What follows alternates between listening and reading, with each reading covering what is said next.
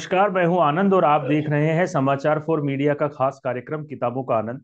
और आज हमारे इस कार्यक्रम के मेहमान हैं वरिष्ठ पत्रकार और लेखक अकु श्रीवास्तव जी। सर, आपका बहुत बहुत स्वागत बहुत बहुत धन्यवाद। आभार, आपने आमंत्रित किया। और सबसे अच्छी बात है, ये जो किताबों का आनंद आपका शीर्षक है वो अपने आप में बहुत ही आकर्षक है। और किताब तो आनंद का रूप होती है, लेकिन आपने अपने नाम के साथ में और बाकी चीजें जोड़ करके जो जोड़ी हैं वो बहुत अच्छी है। बहुत बढ़िया, बहुत बहुत शुक्रिया। है। Thank you. सर, आज हमने आपको हमारे इस कार्यक्रम में आमंत्रित किया है। आपकी ये जो किताब है, सेंसेक्स क्षेत्रीय दलों का, इस जी पर जी जी। चर्चा करने के लिए मैंने आज आपको आमंत्रित किया है। मैंने आप आपकी ये दिखा रहे हैं, मैं आपको दूसरा इसका अंग्रेजी का भी वर्जन दिखा देता हूँ। वो है ये वाला, पाठकों के लिए। तो ये दोनों ही वर्जन जो है हिंदी अंग्रेजी के, अमेजॉन, फ्लिपकार्ट और प्रभात प्रकाशन जिन्होंने इसको प्रकाशित किया है उनके पास उपलब्ध है जी। सर, मैंने ये पुस्तक पढ़ी है और आपने भारत की आज़ादी से लेकर के वर्तमान जो नरेंद्र मोदी जी की सरकार चल रही है, आपने बड़ी बहुत अच्छे से जितने भी क्षेत्रीय दलों का कैसे वो पनपे, कैसे उनका विकास हुआ, क्या उनकी भूमिका रही, आपने बहुत अच्छी पुस्तकें लिखी है। तो मैं सबसे पहला सवाल हमारे दर्शकों के लिए आपसे यही करना चाहूंगा कि इस किताब को लिखने का विचार आपके मन में कहाँ से दरअसल ये किताब लगभग 2 ढाई साल पहले, जब कोरोना काल हुआ और कोरोना काल में बहुत सारे काम कम हुए, तो कुछ सोचा गया कि कुछ और किया जाए। और पहले मैं सोच रहा था कि कुछ रीजनल पार्टीज पर काम करूं।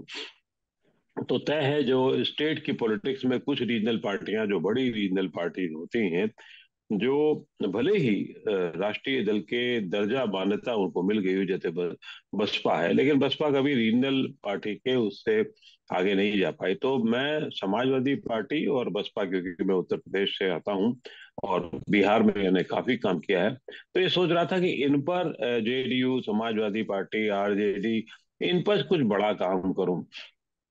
लेकिन जब इन पे काम करने की सोची तो फिर उसके बाद एक नए तरीके की प्रक्रिया शुरू हुई।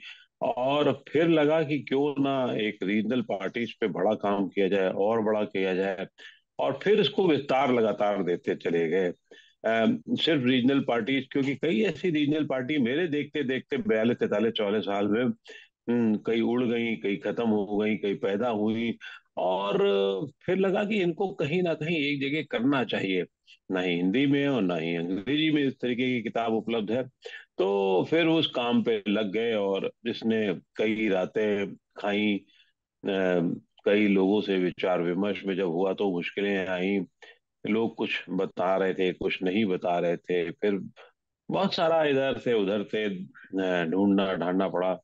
साथियों की मदद ली, मित्रों की मदद ली, मित्रों से बातचीत की। और एक जो धीरे धीरे बातचीत समझ के आई है, हम तो देखते आए थे। कांग्रेस का जब बंटवारा शुरू हुआ तो हमने जो देखा था, कांग्रेस ओ से देखा था। फिर है। लेकिन बात बड़ी तेजी से कांग्रेस के बंटवारे होते चले गए। नरेंद्र तिवारी एक बार आ गए, फिर कुछ हुआ, फिर कहीं हेमंत नंदन बहुगुणा अलग हुए, फिर उसके बाद में और लोग जुड़े कांग्रेस से, फिर वापस आ गए। अर्जुन सिंह ऐसा आदमी जिसको कांग्रेस ने बहुत कुछ दिया और कांग्रेस के अध्यक्ष भी रहे, लेकिन वो, उन्होंने भी कुछ इधर उधर किया। और आपको जान के ताज्जुब होगा कि जब कांग्रेस का इतिहास खंगाला गया तो पता लगा आज तक 65 पार्टियां, अभी लेटेस्ट तो G23 था जिसके बहुत सारे नेता थे, और गुलाम नबी आजाद साहब ने एक नई पार्टी बना भी ली है। तो 65 पार्टियां कांग्रेस के वट वृक्ष से निकली हैं। तो आप समझ सकते हैं कि किसी पार्टी को चलाना, रखना, और जो निकली वो रीजनल पार्टी रही ज्यादातर। लेकिन उसमें भी अब टेक्निकली कुछ राष्ट्रीय पार्टी बन गई हैं, जैसे टीएमसी है, एनसीपी है। क्यों? क्योंकि इन लोगों ने अपने गृह राज्य में बहुत अच्छा प्रदर्शन किया। और जो एक अनिवार्यताएं चुनाव आयोग की हैं कि नेशनल पार्टी बनने के लिए, उसको, उन अनिवार्यताओं को पा लिया, और वो फिर राष्ट्रीय पार्टी बन गई। लेकिन मूल भूमिका उनकी वही रही कि वो एक क्षेत्रीय दल के तौर पे ही काम करते रहे, और अभी भी उसी हालत में है। चाहे वो टीएमसी हो, एनसीपी हो। एनसीपी आप देखिए क्या किस हालत में है।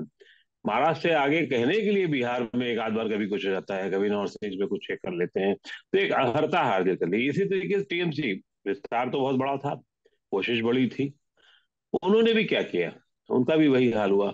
अब केसीआर साहब हैं, जितनी उनकी राजनीतिक तड़प है तेलंगाना से और लेटेस्ट राज्यों में बनवाने वाले, और जो सबसे बड़ा फायदा जिन्होंने कम समय के आंदोलन में एक पूरा पूरा राज्य बनवा लिया, पार्टी बन गई, ये भी कांग्रेस की उपज है, कांग्रेस की देन है। और फिर अब उनके ख्वाब राष्ट्रीय स्तर के हैं। ख्वाब तो कोई भी देख सकता है, आप भी देख सकते हैं, मैं भी देख सकता हूँ, हम अपने अपने क्षेत्र में देखते रहे हैं। लेकिन यहाँ ख्वाब के साथ बहुत मशक्कत करनी पड़ती है, और मशक्कत सही दिशा में चली जाए, ये है। अब उससे भी ज्यादा ताजा उदाहरण देखना हो तो कल परसों में फिर हम लोग गणित दूसरी गिनने लगेंगे। आम आदमी पार्टी, जिस बात की पूरी संभावना है कि अब वो राष्ट्रीय दल की श्रेणी में आ जाएगा जैसे ही 8 तारीख को नतीजे आएंगे, तो अब एक उसका स्वरूप होगा। लेकिन क्षेत्रीय दलों की जो भूमिकाएं थी, वो अपने आप में कई ऐसे क्षेत्रीय दल थे, वो कई बार समेट भी गए, समझ भी गए, खत्म भी हो गए, और कोई रूप भी नहीं रहा। तो ये सब है। अभी आप देखो छत्तीसगढ़ में है, छत्तीसगढ़ में अजीत योगी की पार्टी है, जनता कांग्रेस करके उन्होंने की थी। लेकिन वो जैसे ही अजीत योगी गए, फिर उनके श्रीमती जी और बेटा, वो बहुत नहीं चला पाए, रह रह रह कर छुटुर बुटुर करके तरीके से चल रही हैं। तो बड़ा रोचक इतिहास रहा है क्षेत्रीय दलों का। और क्षेत्रीय दल अपने आप में जब 5,000 से ज्यादा हो, तो कहना क्या, मैं यही आपसे है। यही यही पूछने वाला था। जब किताब की शुरुआत हम पढ़ते हैं, जब आप कारणों को गिनाते हैं, तो आपने वहाँ एक चीज लिखी कि 1964 तक तो कांग्रेस अच्छा देश को चला रही थी, कांग्रेस जीत रही थी और अच्छा सब कुछ चल रहा था। उसके बाद धीरे धीरे फिर डिवाइडेशन शुरू हुआ और क्षेत्रीय दलों की राजनीति शुरू हुई। पिछले 40 साल का तो आप ही का अनुभव है, आप ही देश की विकास यात्रा को देख रहे हैं, जुड़े हुए हैं। तो मैं हमारे दर्शकों के लिए आपसे ये पूछना चाहूंगा कि क्या आपको व्यक्तिगत रूप से ऐसा लगता है कि क्षेत्रीय दलों का जो एक प्रचार प्रसार रहा, क्या वो देश के विकास के लिए बाधक है, या आप उसको अच्छा मानते हैं? देखिए, ये सवाल अक्सर उठता रहा है रीजनल पार्टीज को, क्योंकि रीजनल पार्टीज की, क्षेत्रीय दलों की जो उपज होती है वो कैसे होती है, क्षेत्र से होती है। क्षेत्रीय दल है तो क्षेत्र से होती है, क्षेत्रीय अस्मिता से होती है, धर्म से होती है, धार्मिक अस्मिता से होती है, और कुछ मांगों से, जाति की अस्मिता से होती है, और जातियों से होती है। तो ये तीन फैक्टर ऐसे हैं जो आपको क्षेत्र से शुरू होते हैं। और 1954 में श्री रामलुलु के बाद जब राज्यों के पुनर्गठन का आंदोलन के बाद जब राज्यों के पुनर्गठन का आयोग बना, तब वो प्रक्रिया शुरू हो गई। और उस प्रक्रिया के बाद मुंबई जो एक राज्य था, उससे कुछ बंटवारे हुए, फिर और बंटवारे हुए, धीरे धीरे उस बंटवारे के जब होने लगे, तो नए दल आने लगे। 64 तक कांग्रेस ठीक ठाक थी, स्थितियां ठीक थी। नेहरू जी के बाद क्यों, तो क्षेत्रीय दलों की शुरुआत तो आजादी के पहले से हो गई थी। अकाली दल और नेशनल कॉन्फ्रेंस जो है, आप जानते ही हैं, जी। ये आजादी के पहले के दल हैं। और कैसे बने हैं? अकाली दल तय है कि धर्म के आधार पर था।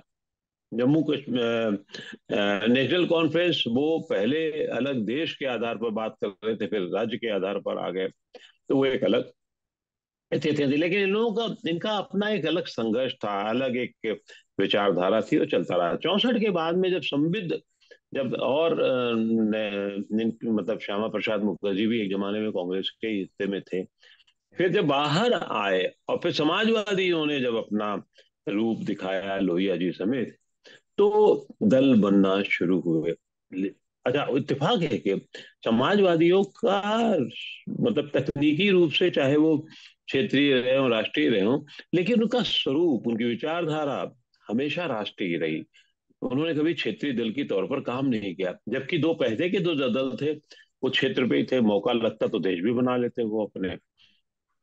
लेकिन बाद में जितने दल बने हैं, वो ज्यादातर क्षेत्र के आधार पर, धर्म के आधार पर, और उससे बड़ा जो अब लेटेस्ट ट्रेंड है वो है जाति के आधार पर बनना। आप उत्तर प्रदेश में देख लो, निषाद पार्टी क्या है, एक जातियों का दल है। हम्म, और उसके पहले समाजवादी पार्टी कहने की ये समाजवादी थी और सब कुछ था उसमें, उसको उसकी गंभीरता को मैं यादवों से जोड़कर नहीं कर सकता हूँ। आरजेडी को तो उससे हो सकता है, आप जोड़ सकते हैं बिहार की पार्टी को। लालू यादव जबकि निश्चित रूप से समाजवादी पार्टी के आंदोलन की देन रहे हैं, लेकिन उन्होंने समाजवादी से ज्यादा, और इसीलिए लालू यादव का योगदान और बाद में भी माना जाएगा कि उन्होंने जो मंडल आयोग की सिफारिशें हुई और फिर जो दल का गठन करके एक यादव अस्मिता को और आगे बढ़ाया, वो एक बहुत बड़ा काम था। और आज जो एक लड़ाकू कौम के तौर पर वो उभरी है, तो उसमें लालू प्रसाद यादव जी का बहुत बड़ा योगदान है। उसके अपलिफ्टमेंट में बहुत बड़ा योगदान है। यूपी और बिहार में दोनों पार्टियों का बेस लगभग एक है, लेकिन समाजवादी पार्टी का बेस, और अगर आप कहें कि साहब अल्पसंख्यकों को दोनों दलों ने जोड़ा, बिल्कुल सही बात है। और वो एक कॉम्बिनेशन बनाया। समाजवादी पार्टी के साथ ये रहा कि वो सिर्फ यादवों की पार्टी नहीं रही। उन्होंने अपलिफ्टमेंट में योगदान दिया, उनको बढ़ाया, सब कुछ किया, लेकिन उन्होंने और लोगों को भी जोड़ने की प्रक्रिया की, शोषण किया। लालू प्रसाद यादव जी ने भी यही किया, लेकिन उन्होंने फिर जो SC ST है उसको पकड़ने की कोशिश की। जो 15 साल का शासन उनका रहा, पूरा शासन अभी तो अधूरा चल रहा है, वो एक अलग प्रक्रिया में रहा। तो दलों के, क्षेत्रीय दलों की जो चलने की, पकड़ने की भूमिका है। और आजकल तो अब वो महान दल एक यूपी में बन गया है, VIP पार्टी बिहार में बन गई है। बन गई। तो ये एक जाति की पार्टी है। पहले उनकी अक्लमंदी उन्होंने ये की कि पहले अपनी जातियों के वोट बैंक को बढ़ाने की कोशिश की, और अपना एक एरिया तय किया, एक पूरा पूरा क्षेत्र तय किया, और उस क्षेत्र से लोगों को उठा के लाने लगे। और फिर जैसे सेंसेक्स में लिख रहा हूं, जब सेंसेक्स ऑफ रीजनल पार्टी या क्षेत्रीय दलों का सेंसेक्स लिखता हूं मैं, तो अपना सेंसेक्स उन्होंने बढ़ाया, अपनी न्यूसेंस वैल्यू बढ़ाई। और चाहे वो भारतीय जनता पार्टी हो, चाहे कांग्रेस हो, सबको लगा कि अरे इनको साथ रखेंगे अच्छा रहेगा। समाजवादी पार्टी के साथ भी यही था, RJD के साथ भी यही था। हम्म, तो पहले तो न्यूसेंस बढ़ाई 2 साल, 3 साल, 4 साल, और फिर उसके बाद कहा कि साहब हमें 10 सीटें कम से कम चाहिए लोकसभा की। मांग तो बड़ी करनी चाहिए ना, जब तोप मांगोगे तब बंदूक मिलती है। तो समाजवादी पार्टी ने भी यही किया, के साथ भी वही हुआ। फिर निषाद पार्टी ने यही शुरू किया।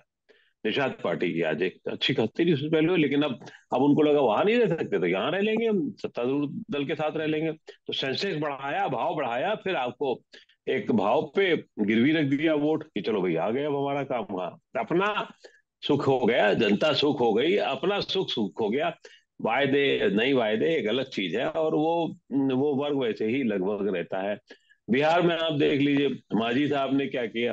वो जिन जिस तरीके से उन्होंने अपनी जाति के उभार के लिए काम करने की कोशिश की, बाद में सब टाइम टाइपिस हो गया, सिर्फ अपना समीकरण बना रहा। VIP पार्टी का था, वो अपने तरीके से चलते रहे वहां। तो ये ज्यादातर लोग जो हैं क्षेत्रीय दलों में, वो एक बड़ा वर्ग जो है, वो अपने व्यक्तिगत उस पे आ जाता था, और कुछ ने फिर बड़ा काम किया जिसमें बहुत सारे लोग हैं। TMC ने पूरी पूरी जब सत्ता उखाड़ फेंकी CPIM की, वामपंथियों की, हाँ। मार्क्सवादियों का, वामपंथियों का गढ़ उठाड़ दिया, पूरी पार्टी नेस्ता नाबूद कर दी, तब तक वो क्षेत्रीय दल था ना। हम्म, तो ममता दी की संघर्ष क्षमता एक बिल्कुल अलग किस्म की है। तो वो जब तक क्षेत्रीय दल में, तकनीकी और अलग अलग मामले हैं, तब तक रहे तो अलग तरीके से काम किया। लेकिन जहां तक देश के संदर्भ की बात है, जो आपका मूल सवाल था, तो उसमें कुछ लोग ये सवाल उठाते हैं कि साहब क्षेत्रीय दल देश के विकास में नहीं काम करते हैं, नहीं करते हैं, या अपनी ही सोचते रहते हैं। तो मुझे लगता है ये कुछ जरूरत से ज्यादा बढ़ा चढ़ा के की जाने वाली बात है। वो अपना विकास अपने, मतलब एक श्रेणियां हैं उसकी, अपना विकास, परिवार का विकास, जाति का विकास, क्षेत्र का विकास, फिर देश और का फिर विकास। तो फिर देश का विकास। तो क्षेत्र और देश का विकास साथ साथ चल सकता है। नवीन पटनायक से बड़ा इससे ज्यादा क्या, कौन सा उदाहरण होगा आपको? बीजू पटनायक, बीजू जनता दल का क्षेत्र का विकास भी कर रहे हैं, देश का विकास भी, कभी बाधक नहीं आप बने वो, आज तक कभी नहीं बाधक बने। और देखिए कृपा उनके ऊपर जनता की और ऊपर वाले की, कि वो लगातार सत्ता में बने हुए हैं, लगातार 5वां चुनाव उन्होंने किया। तो इस बिल्कुल। तरीके से एक ऐसा नहीं है कि हर क्षेत्रीय दल यही करता है, लेकिन ये भी कह सकते हैं कि कुछ क्षेत्रीय दल जो हैं वो कभी कभी देश से आगे की, देश की सीमा से आगे निकल जाते हैं, और वो सीमा पर रोकना हमारा काम है। इसीलिए कहा जाता है, और मैं इस बात का बहुत मुतमईन हूँ, मानता हूँ, कि देश में राष्ट्रीय दल का आधिपत्य बना रहना चाहिए। और राष्ट्रीय दल के साथ क्षेत्रीय दल कहीं कहीं कुछ काम करें वो ठीक है, लेकिन राष्ट्रीय दल केंद्र की स्थिति जो है वो राष्ट्रीय दलों के साथ ही होनी चाहिए। क्यों? क्योंकि राष्ट्रीय इंटरेस्ट को, ये मैं शायद बात पहली बार कह रहा हूँ, और बहुत मेरे ख्याल से महत्वपूर्ण है, कि केंद्र की सत्ता जो है वो राष्ट्रीय दलों के साथ ही रहनी चाहिए। तभी देश के बारे में पूरी चीजें सोची समझी जा सकती हैं, और उसमें कोई डाइवर्जन नहीं होगा। जहां आप देश से अलग होंगे, वहां फिर गड़बड़ियां शुरू होंगी, और व्यक्तिगत हित, और तो और कुछ लोग तो ये भी ख्वाब देखने लगे थे कि आप एक देश का हिस्सा अलग हो जाए तो हाँ। प्रधानमंत्री बन जाएंगे, देश का, देश के सब कुछ सर्वे सर्वा बन जाएंगे। अभी भी कुछ लोगों के दिमाग में इस तरीके की खुराफातें चलती रहती हैं। लेकिन जब राष्ट्रीय दल केंद्र में होता है तो वो अपने हिसाब से चीजों को कंट्रोल रखता है, नियंत्रित रखता है। जी। जी, यहीं से मेरा अगला सवाल था। जैसे 1989 से हम 2009 तक का अगर दौर देखें, 2009 तक, तो जी। काफी गठबंधन सरकारों का वो समय रहा और देश में कई ऐसे बड़े निर्णय सरकारों को लेने चाहिए थे लेकिन वो नहीं ले पाए। 2014 के बाद जो हम एक समय देख रहे हैं कि प्रधानमंत्री जी एक मजबूत सरकार चला रहे हैं, पूर्ण बहुमत है, और चाहे वो कश्मीर की बात हो, अर्थव्यवस्था की बात हो, जीएसटी की बात हो, एक एक चीज जो प्रधानमंत्री जी शायद निर्णय ले पा रहे हैं वो इसीलिए ले पा रहे हैं क्योंकि उनके ऊपर किसी भी गठबंधन का जो है प्रेशर नहीं है। तो क्या आप इस चीज को स्वीकार करते हैं कि हाँ भाई, 1990 से लेकर के 2009, 2012, 13 तक इस देश ने ऐसी परिस्थितियां वाकई में देखी, जो आपने अभी भी कहा कि कुछ लोग तो ऐसा भी सपना देखने लग गए थे कि अलग राज्य बन जाएंगे, प्रधानमंत्री बन जाएंगे। क्या आप एक पत्रकार के तौर पर आप ये मानते हैं कि हाँ, अभी ठीक है मामला? देखिए ऐसा है, 20 साल का जो दौर था वो एक निहायत अस्थिरता का दौर। अस्थिरता इस मामले में थी कि वो, उसमें अगर मगर आशंकाएं बहुत सारी थी, और बहुत दुविधापूर्ण आशंकाएं थी। मैं ये नहीं कहता कि देश को गिरवी रखने वाली ताकत थी, मैं कहता ही नहीं कहूंगा, और ना कहना चाहिए मुझे। लेकिन हमेशा एक शंका का दौर लगातार बना रहा था, नॉर्थ ईस्ट से, कश्मीर से, आप नेपाल से रिश्तों को लेकर के, पड़ोसी राज्यों को लेकर के, वो एक हमेशा आशंका के बादल होते थे। और राष्ट्रीय स्तर पर आपकी छवि क्या, क्योंकि जब देश में ही एक लगभग बुरा हाल होगा तो बाहर भी क्या कर पाएंगे आप वाली स्थिति थी। तो मेरा मानना ये है कि ये 21 साल का दौर था। अगर आप, अब आपका सवाल ये हो सकता है कि 10 साल तो न जाने कितने गुलजारों, चंद्रशेखरों से निकल गए, हमारे देवगौड़ाओं से निकल गए, और उसमें हो क्या रहा था?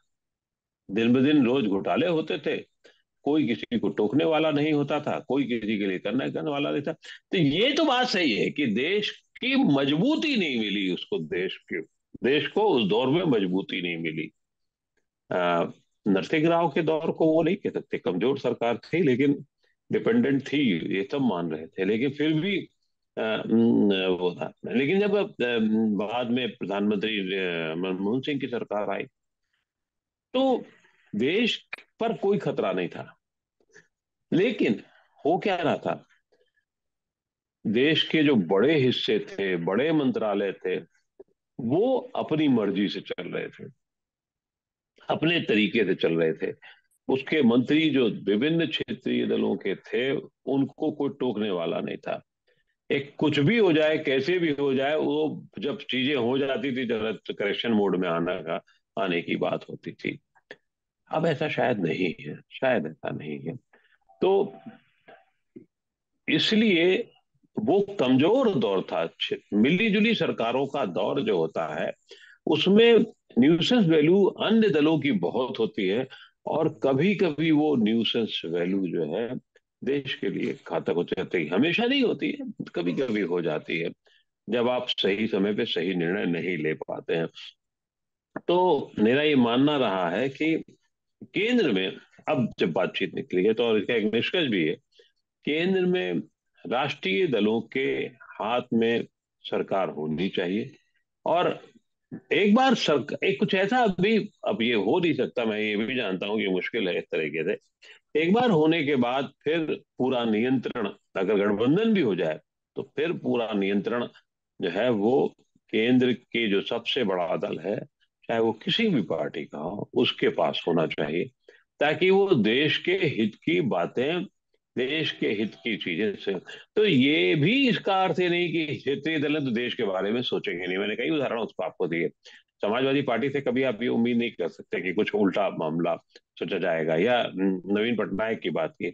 इवन बहुत सारे लोगों से आप ऐसा ही सोच सकते हैं। तृणमूल कांग्रेस तो राष्ट्रीय दल है ही, उसके बारे में कुछ नहीं सोच सकते, लेकिन कई ऐसे दल हैं छोटे छोटे, जो अभी भी, जिनके बारे में सुनने में आता था, या आज से 5 साल पहले भी आता था, कि देश के इस हिस्से में इनको अगर सत्ता मिल जाए तो ये किनारे कट लेंगे, बड़े आराम से किनारे कट लेंगे, और फिर वो उस राष्ट्र के राष्ट्राध्यक्ष चलाना ज्यादा पसंद करेंगे। ये बहुत खतरनाक तौर थी, स्थितियां थी। इवन ये सोचना ही बहुत खतरनाक है। जी। होगा नहीं, ये तो हमें पता है, देश की जनता ऐसी इतनी मजबूत है, लोग इतने मजबूत हैं, और अगल बगल के लोग जो साथी होंगे, जिस भी दल के होंगे, वो इतने मजबूत हो जाते हैं कि आप वो नहीं कर पाएंगे। लेकिन इस तरीके की आवाज उठना, सोचना भी तो बहुत खतरनाक है, जो हमने सुना है पिछले दिनों में। और अगर इधर का छोड़ दे, तो नॉर्थ ईस्ट को लेके क्या सुनते रहते थे आप? कभी सोचा था 7 राज्यों के बारे में कोई जानेगा, समझने का, थोड़ा उधर की तरफ निकल जाने की बात आप सोचते थे? नहीं। नहीं ना। जम्मू कश्मीर में ठीक है, दबाव है, रणनीति है, आप कह सकते हैं कि लोकतंत्र है, नहीं है, पुलिस है, उसी सेना ने न जाने कितनी बार वहां पर रेस्क्यू अभियान चला करके जनता को बचाया भी है। तो किसी भी हाल में दो चीजें तो होनी ही चाहिए। बहुत ऐसा ना हो कि मजबूरी में एक दिन जो है किसी बहुत ऐसे छोटे दल के हाथ में केंद्र की सत्ता आ जाए, और ऐसा भी नहीं हो कि इनको बहुत इग्नोर किया जाए।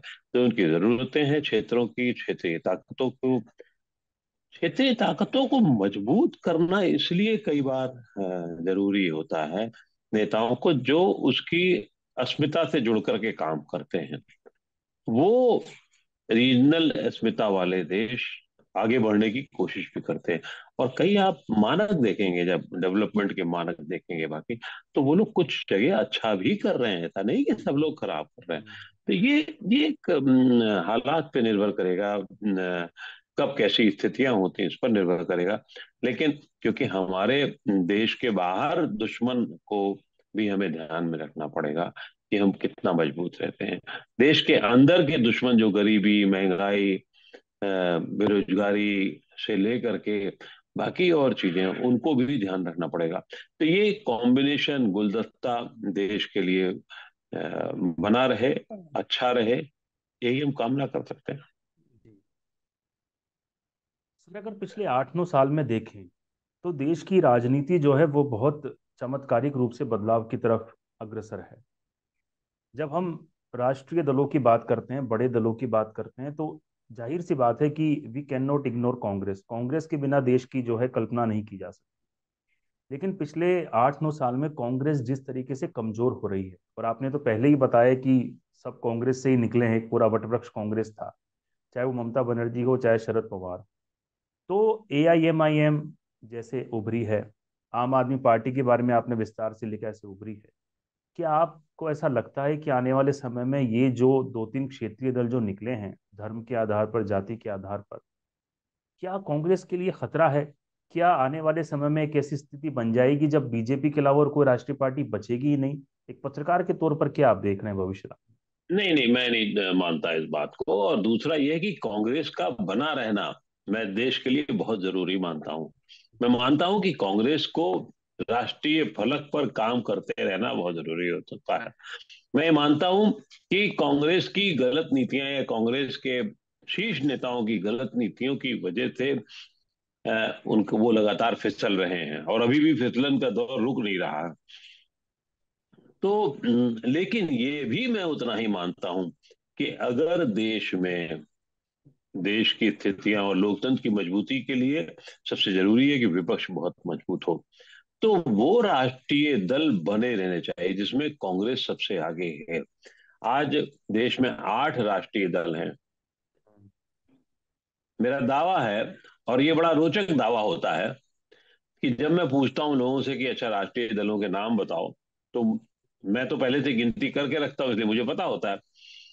लेकिन किसी बहुत कम लोग ऐसे होते हैं जो जो एक NPP नाम का दल है, वो राष्ट्रीय दल है। क्यों? संगमा क्योंकि जी का, उसने जो हाँ। संगमा वाली पार्टी का जो है, जी। वो उसने 4 राज्यों में अपने एक निश्चित वोट परसेंटेज जो वोट है वो पकड़ रखे हैं। कुछ विधायक सांसद हैं, उससे काम चल जाता है। तो उनकी अपनी अलग भूमिका होगी, ऐसा नहीं है, उनकी अलग भूमिका है। लेकिन जो ये ठीक है कि उससे बहुत ज्यादा कितना आगे जाएंगे। लेकिन जो राष्ट्रीय दल TMC हैं, अब आम आदमी पार्टी हो जाएगी, बसपा है, मैं तो चाहता हूँ समाजवादी पार्टी भी उसी रूप में रहे और एक बड़े फलक पे काम करें। क्यों? क्योंकि समाजवादी पार्टी के पास कम से कम विचारधारा तो है। हम्म। कई राष्ट्रीय दल ऐसे हैं जिनके पास अपनी विचारधारा ही नहीं है। हम्म। CPIM, मार्क्सवादियों के पास अपनी विचारधारा तो थी, उसी के आधार पर बढ़ते थे। लेकिन कई राष्ट्रीय दल अभी विचारधारा विहीन है। वो यहाँ का जोड़ा वहां का जोड़ा, यहाँ का तोड़ा वहां का तोड़ा, कुछ हर इनसे ले राज्य लो में कुछ उनसे ले लो। हर राज्य में अलग अलग वादे करते फिरते हैं, उनको खुद को नहीं हाँ पता हाँ। क्या करना। तो वो एक अलग हिस्सा है, लेकिन वो उनकी राजनीति चल रही है अभी, आगे भी चलेगी। तब तक ये भी संभावना है कि वो चरनिंग से एक नई विचारधारा भी डेवलप करें। देश के लिए ये राष्ट्रीय दल जो है निश्चित रूप से सोचते हैं। ऐसा नहीं कि सिर्फ अपने मन की, क्योंकि एक तो पार्टी बढ़ती कैसे, पार्टी 2 दिन में तो बनती नहीं है। हम्म। भारतीय जनता पार्टी को का इतिहास आप सब 82 से थोड़ी ले लेंगे सिर्फ। तो जनसंघ के समय से आपका आपको समझना पड़ेगा। जनसंघ के समय से लेना पड़ेगा। आज भी उनकी डिपेंडेंसी जो है वो संघ और उस पर है ज्यादा। थोड़ा अपना कार्यकर्ता का बेस है, लेकिन संघ तो मूल है ना उसमें।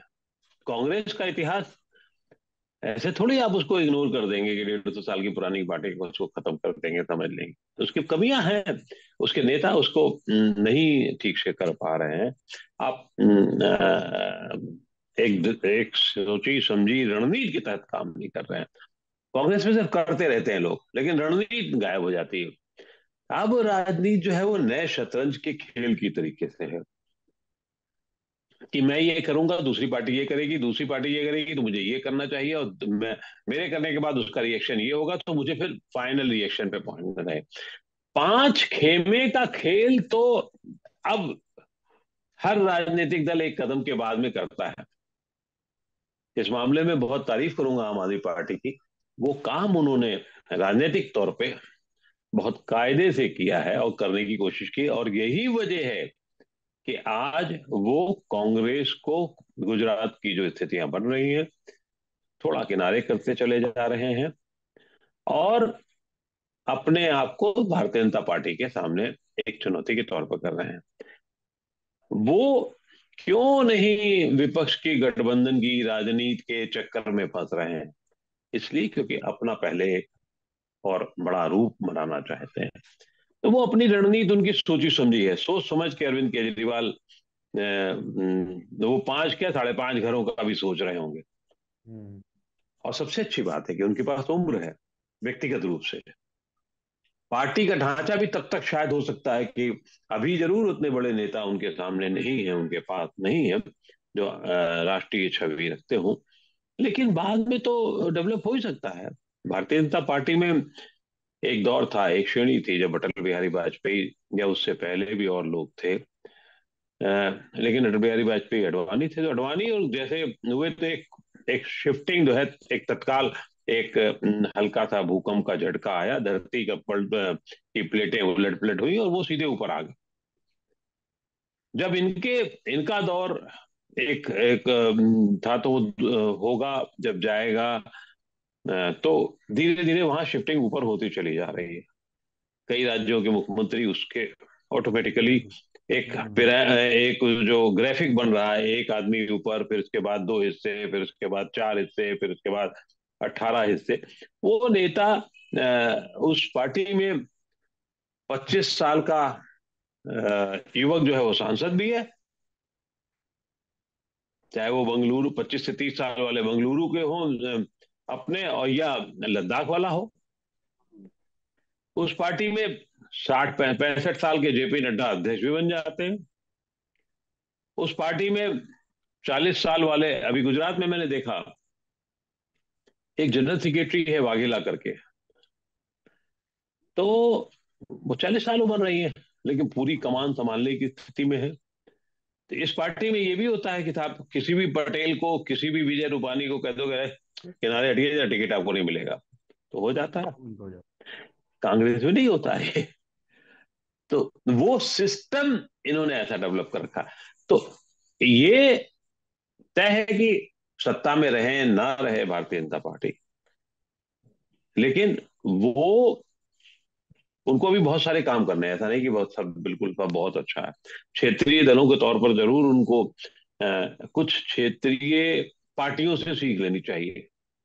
अब मैं ये शब्द ये भी बता रहा हूं आपको, भारतीय जनता पार्टी को भी कुछ क्षेत्रीय पार्टियों से भी सीख लेनी चाहिए, और छत्रप बड़े डेवलप करने चाहिए। अभी उस सिलसिले में बहुत सारा काम नहीं हो रहा। कुछ सत्ता पाते ही अपने आप में बहुत डेवलप हो गए और बड़े स्तर पर चल रहे हैं। उत्तर प्रदेश में योगी आदित्यनाथ हैं, ऑटोमेटिकली डेवलप हुए, उनको डेवलप नहीं किया गया। एक नाम आया और फिर उसके बाद में वो ऑटोमेटिकली डेवलप हुए। 5 बार के सांसद थे जब जी थे, पार्टी ने उन्हें डेवलप किया, खुद उन्होंने अपने आप डेवलप किया, और उसी तरीके से अन्य राज्यों में हुए। हेमंत बिश्वा शर्मा देखिए आप, बिल्कुल खुद, हाँ। 5 साल कांग्रेस में, मतलब इतने साल कांग्रेस में बिताने के बाद राहुल गांधी द्वारा कुत्तों को बिस्किट खिलाने से नाराज हुए और खुद बैठे थे वो। तो वो फिर सर्बानंद सोनेवाल के साथ उनको काम करना पड़ा 5 साल, और फिर उन्होंने प्रूव किया। तो वो क्षेत्रीय दलों के नेता के तौर पर प्रूव किया। और आज ये है कि क्षेत्र से, अपने राज्य से क्षेत्र पे आ गए हैं, नॉर्थ ईस्ट पे पूरा, हम्म। नॉर्थ ईस्ट पे उनकी राय के बिना काम नहीं होता है। तो ये प्रक्रिया भारतीय जनता पार्टी जब ज्यादा बड़े स्तर पर करेगी तो ज्यादा मजबूती में रहेगी। जी। और यही काम फिर ये काम कांग्रेस कितना सोच पाती है, ये काम आम आदमी पार्टी कितना सोच पाती है, ये काम ममता सिर्फ सीटों के चक्कर में तो सोच ले रही है, लेकिन उसके आगे नहीं सोच पा रही है। जी। केसीआर की संभावनाएं, अपने आप को इच्छा जरूर, उनकी दिली इच्छा है कि मैं फलां हो जाऊं, ये हो जाऊं, वहां राष्ट्रीय राजनीति में आ जाऊं। लेकिन छोटे से राज्य का मुख्यमंत्री होना आसान है, बना रहना भी आसान है, लेकिन उसका राष्ट्रीय पदार्पण जो है तभी होगा। सिर्फ नाम बदलने से, भारत जोड़ देने से नहीं हो जाएगा उसका। उसके लिए हम्म। उसी तरीके से सूझबूझ, समझ और हालात होने चाहिए। जी। सर, चर्चा का आखिरी सवाल है, जैसा कि आपने कहा कि कांग्रेस का मजबूत रहना बहुत जरूरी है, बीजेपी कुछ पॉइंट्स आपने बताए जिस पर काम करे। आपने दक्षिण की राजनीति के बारे में बहुत अच्छा लिखा है। और तमिलनाडु में तो आपने बिल्कुल एक फिल्मी कहानी जो होती है वो हमने, जयललिता फिल्म भी आई थी कंगना रनौत की, उसमें भी काफी कुछ उन सब चीजों को महसूस किया। क्या आपको लगता है सर, एक पत्रकार के तौर पे, क्या दक्षिण में कभी कोई ऐसा समय आएगा जब वहां बीजेपी और कांग्रेस एक बार फिर, हम ये कहें कि भाई दक्षिण देखिए अब वापस से कांग्रेस का गढ़ बन गया है, या फिर देखिए बीजेपी के लिए ऐसी परिस्थितियां बन गई हैं कि वो तमिलनाडु, आंध्र प्रदेश, तेलंगाना, केरल कुछ जनाधार बना पाए? क्या आपको लगता है? देखिए, जहां तक बात है कि क्षेत्रीय जो दक्षिण के राज्य हैं वहाँ क्षेत्रीय दल अपने आप में काफी काम करते रहे। एनटीआर साहब जब हैदराबाद में आए थे तो उसके पहले तमिलनाडु में द्रविड़ राजनीति और अन्ना द्रविड़ राजनीति पैठ कर चुकी थी। मेरा तो मानना यह है कि ये भले ही तकनीकी रूप से अ, क्षेत्रीय दल हों, लेकिन ये इनकी भूमिका राष्ट्रीय रही है। कुछ एक मुद्दे होते हैं, हर जगह होते हैं, भाषा को लेकर के हो सकते हैं, बाकी हो सकते हैं। कांग्रेस का 30 साल तक तो कांग्रेस ने वहां काम ही किया था ना तमिलनाडु में। जी। हैदराबाद में कांग्रेस थी ही वहां पर। साउथ में तो कब्जा उसका था ही पहले। लेकिन उनकी रणनीति के कारण, खराब रणनीति के कारण और सही लोगों को सही समय पर आगे ना बढ़ाने के कारण उनकी रणनीति खराब हुई। उससे देश का भी नुकसान किया उन्होंने। ऐसा नहीं कि सिर्फ पार्टी का नुकसान किया, देश का भी नुकसान हुआ। और देश के नुकसान इन द सेंस कि सिर्फ वो राष्ट्रीय धारा में हमेशा नहीं कर पाए। लिट्टे का आंदोलन था, हम सब जानते हैं किस हालत में हम लोग थे, फंसे हुए थे। कई बार तो ऐसा लगा लिट्टे को समर्थन करने के लिए दक्षिण की पार्टियां आतुर रहती थी। आप परेशान हुए थे ना, आप देश के तोड़ने की स्थिति की बात होने लगी थी ना। करने वाले कर रहे थे ना, उनको रोका गया। बात सही है।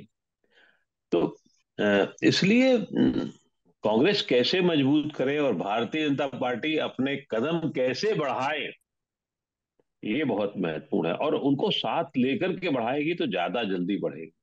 अदरवाइज मुझे नहीं लगता कि इतना आसान होगा, और खासतौर से भारतीय जनता पार्टी के लिए। भारतीय जनता पार्टी ने कर्नाटक में जरूर 20-22 साल से जिस तरीके से काम कर रही है वो, उससे उसकी संभावनाएं रहती हैं। और वहां पे भी उन्होंने, एक येदियुरप्पा थे, नया है, जिनके सहारे आगे बढ़े वो।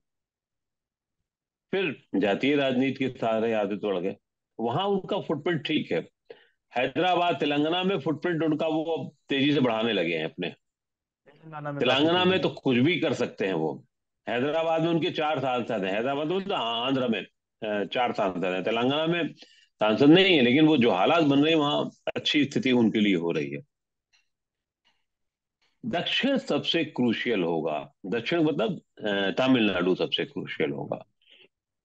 तमिलनाडु में जो हालात है अब इस समय, स्टालिन इतने मजबूत हैं कि द्रमुक के आगे अन्ना द्रमुक नहीं कुछ कर पा रही, और अन्ना द्रमुक खुद टूटी पड़ी हुई है। उसकी जान निकली पड़ी हुई है, अपने अपने कई घड़े हो गए हैं। पलानी स्वामी अलग हैं, पनीर सेल्वम अलग हैं, शशि अलग कला हैं। अलग हैं। तो वो एक अलग दौर है उनका। वहां वो कैसे गलियों में घुसे। अगर एकदम से हाईवे पे घुसेंगे तो कोई ना कोई कुचल देगा उनको। जी। उनको गलियों से जाना होगा, पतली गलियों से जाना होगा। थोड़ा सा भाषा सीखनी होगी, थोड़ा सा भाषा के साथ साथ तमीज सीखनी होगी। और धीरे धीरे फिर ऐसा व्यवहार करना होगा कि यहाँ वो 50 साल से रह रहे हैं। जिस दिन ये लगने लगेगा मुझे आपको जाकर के कि मैं वहां अगर कर्नाटक में जाऊं और मैं अभी भी क्यों पानी दे दो कहता हूँ, नीर की बात क्यों नहीं करते। मैं अपने बच्चों से पे गुस्सा भी होता हूँ कि तुम लोग इतने दिन से वहां रह रहे हो, बेंगलोर में या रहा हो, तो तुमको कम से कम एक भाषा तो आनी चाहिए यार। हम्म। चेन्नई में जा रहे हो आप, तो चेन्नई में क्यों नहीं आप वहां की भाषा बोलते हो। आप छोड़ दो कि हम क्या करेंगे, क्या नहीं होगा, हिंदी कैसे बढ़े, वो तो हिंदी अपने आप बढ़ जाएगी, उसका ठेका तुम मत लो। तुम उसमें तो समा जाओ पूरी तरीके से पहले। और ये मेरी हर देशवासी से, हर युवा से अपील होगी कि आपको एक क्षेत्रीय भाषा जरूर आनी चाहिए। और कायदे से आनी चाहिए। हर भाषा का अपना महत्व है। जब एक दूसरे की भाषा को हम सम्मान देंगे तो राष्ट्रीय भावना ऑटोमेटिकली बढ़ेगी। क्षेत्र से राष्ट्र बना है, ये हमें ध्यान रखना होगा। हम्म। राष्ट्र क्षेत्र बनाता है, ये नहीं होता है।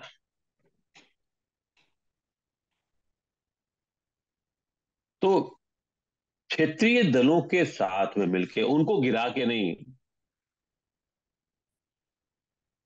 ठीक है, अपना बढ़ाओ, अपने आप गिर जाएंगे, हो जाएंगे, बात दूसरी है। हमारे बिहार के मित्र कह सकते हैं कि पता नहीं क्या फिर भाजपा करना चाहती थी वहां, वो क्या कर गई है, हम्म। किसको उठा रही थी, किसको गिरा रही थी। भारतीय जनता पार्टी का ये हक है कि वो लड़े और जूझे, और दूसरे को हटा के ही बढ़ेगी, ये भी बात सही है। जी। लेकिन क्षेत्रीय दल अपनी अस्मिता बनाए रख करके कर सकें, ये अच्छा होगा। और बाकी साउथ का जहां तक है, तो मुझे लगता है कि बिना क्षेत्रीय दलों को लिए ना कांग्रेस का भला है, ना भाजपा का भला है। बिल्कुल, ये आपने बिल्कुल सही कहा कि कम से कम दक्षिण में तो दोनों ही पार्टियों को क्षेत्रीय दलों को साथ लेकर के चलना पड़ेगा। और हर क्षेत्रीय दल गलत नहीं है, काफी क्षेत्रीय दल ऐसे भी हैं जो देश के विकास में सतत योगदान देते हैं। कुश श्रीवास्तव जी, आपने हमें समय दिया, अपनी पुस्तक पर चर्चा की, इसके लिए मैं पूरी समाचार फॉर मीडिया की टीम की ओर से एक बार फिर आपका धन्यवाद करता हूँ। बहुत बहुत धन्यवाद। बहुत बहुत शुक्रिया। लेकिन मैं आपको एक खुशखबरी भी दे दूं कि मेरी एक और किताब जो है, जो एक बड़े स्तर पे, जिस पे काफी लंबे समय से काम कर रहा जा रहा था, वो आ गई है। और आप उसे भी पढ़िए, आपके मित्र भी उसे पढ़ें।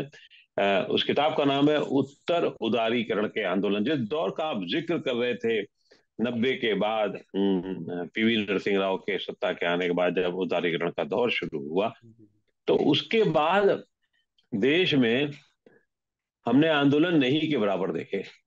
हम्म।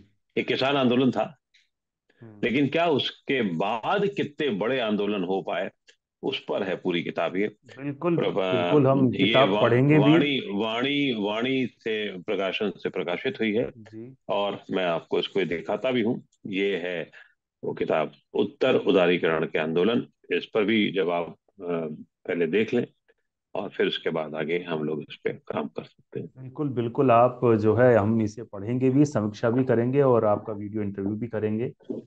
मैं आपको अपना पता दे दूंगा। Thank you so much. Thank you. बहुत बहुत शुक्रिया। Thank you dear. Thank you.